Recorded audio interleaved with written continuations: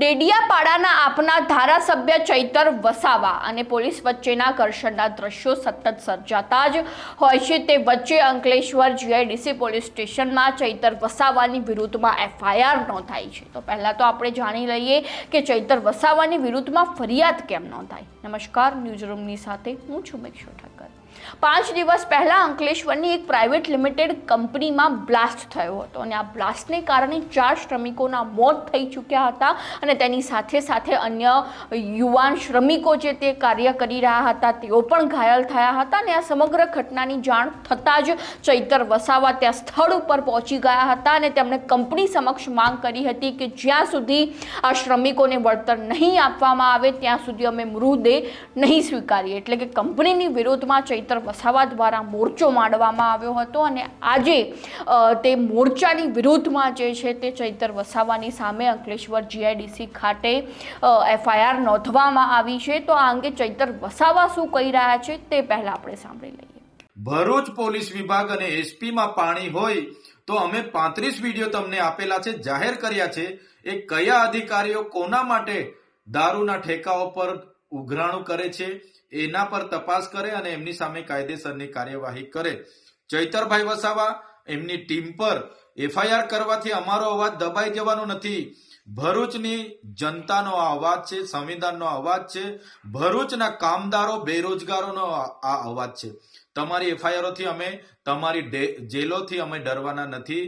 આવનારા દિવસોમાં અમે તમારી જેલો માટે પણ આવીએ છીએ। તમારી જેલો મોટી કરી દેજો। જ્યારે હજારોની સંખ્યામાં પણ જેલમાં બેસવાનું થશે ત્યારે પણ અમે તમારી જેલોમાં બેસીશું। અને પોલીસ અધિકારીઓને ખાસ કહેવા માંગીએ છીએ, સરકારો બદલાતી રહી છે, તમારો પગાર એ પ્રજાના ટેક્સમાંથી આવે છે, એટલે નિષ્પક્ષ કાર્યવાહી કરો, તટસ્થ કાર્યવાહી કરો। કોઈના ચમચાગીરી કરવાની જરૂર નથી।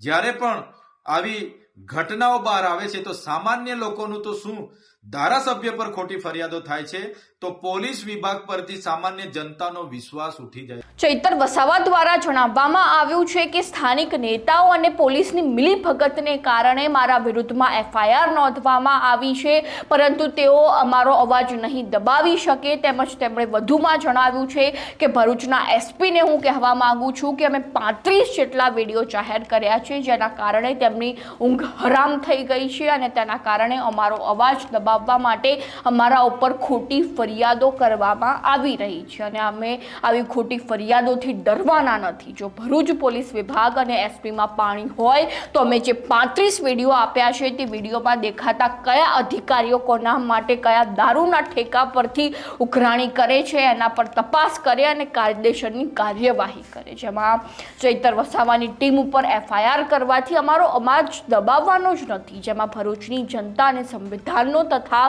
બેરોજગારનો આ અવાજ છે અને ખોટી એફઆઈઆરથી અને જેલોથી અમે ડરવાના બિલકુલ નથી। જેમાં આવનારા દિવસોમાં તમે તમારી જેલો મોટી કરી દેજો, કારણ કે અમે મોટી સંખ્યામાં તમારી જેલોમાં બેસવા માટે આવી રહ્યા છીએ। જેમાં પોલીસ અધિકારીઓને જણાવવા માંગીશ કે સરકારે તો બદલાતી રહેશે અને તમારો પગાર જનતાના ટેક્સના પૈસાથી ચૂકવાય છે, તો તમે નિષ્પક્ષ કાર્યવાહી કરો અને કોઈની એક ચમચાગીરી કરવાની જરૂર નથી। જેમાં સામાન્ય લોકો તો શું, પરંતુ જ્યારે એક ધારાસભ્ય ઉપર ખોટી એફઆઈઆર દાખલ થાય છે તો પોલીસ વિભાગ પરથી સામાન્ય જનતાનો વિશ્વાસ ઉઠી જાય છે।